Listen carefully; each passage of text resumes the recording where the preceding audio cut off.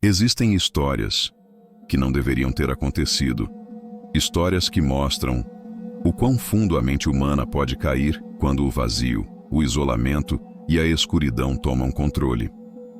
Esta é a jornada completa de Jeffrey Dahmer, um dos nomes mais temidos na história criminal dos Estados Unidos. Um homem que esconderia por anos um lado obscuro que ninguém imaginava existir. Jeffrey Lionel Dahmer nasceu em 1960, em uma família aparentemente comum. Seu pai, Lionel, era químico. A mãe, Joyce, sofria com ansiedade severa e episódios de instabilidade emocional. A casa de Dahmer era cheia de brigas, gritos, tensão constante. Jeffrey cresceu sem afeto, sem estabilidade, sem acolhimento. Ainda criança, ele passou por 2 cirurgias dolorosas. Ficou isolado, recluso, sem interagir com outras crianças. E foi nesse isolamento que algo começou a mudar. Aos 4 anos, ele viu seu pai retirar um osso debaixo da casa. O som, o cheiro, a textura o fascinaram. Seu pai achou aquilo inocente. Mas para Jeffrey, a semente de algo sombrio tinha acabado de ser plantada.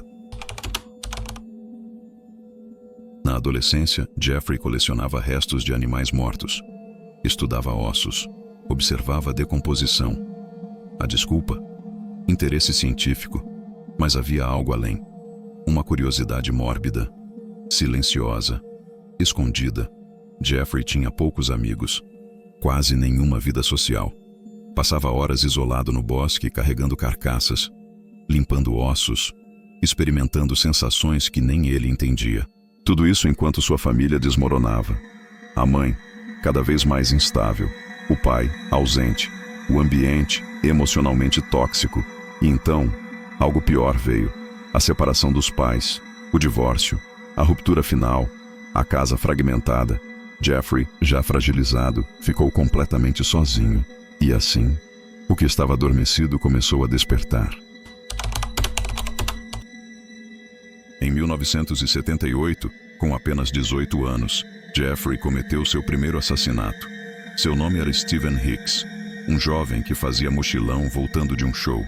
Jeffrey o convidou para casa, ofereceu bebida, conversaram, riram. Mas quando o momento de Stephen ir embora chegou, Jeffrey entrou em pânico. Ele não queria ficar sozinho novamente e tomou a decisão que mudaria sua vida para sempre. Com um haltere, o golpeou por trás. Depois o sufocou. Escondeu o corpo, desmembrou, enterrou. E pela primeira vez experimentou uma sensação que descreveu anos depois como poder absoluto. O monstro tinha nascido. Após o primeiro crime, Jeffrey tentou viver uma vida comum. Seu pai o obrigou a entrar no exército. Durou pouco. Problemas com álcool, comportamento estranho, falta de disciplina. Expulso. Depois tentou faculdade. Abandonou. Trabalhou em fábricas. Nunca se encaixou. Jeffrey não conseguia ter amigos, relacionamentos ou vínculos duradouros. Era como se o mundo real não o reconhecesse. E ele, por sua vez, não conseguisse fazer parte de nada. A solidão crescia. E com ela, os pensamentos sombrios voltaram a surgir.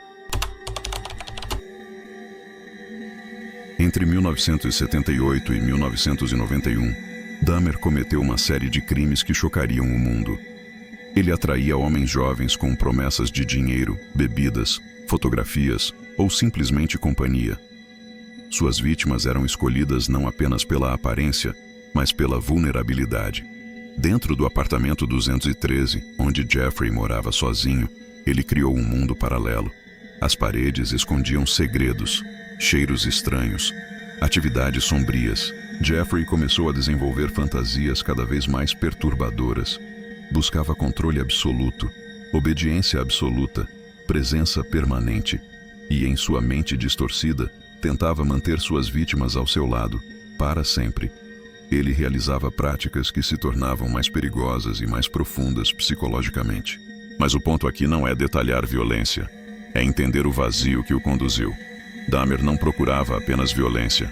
Ele procurava companhia, um tipo doente de conexão que sua mente quebrada interpretava de forma distorcida. O apartamento de Dahmer foi descrito como o lugar mais perturbador já investigado pela polícia de Milwaukee. Lá dentro, os investigadores encontraram objetos guardados como troféus, um tambor azul selado, fotografias, produtos químicos, anotações, o famoso refrigerador com restos preservados. As autoridades contam que o cheiro era impossível de descrever. Uma mistura de produtos químicos e algo que ninguém queria reconhecer.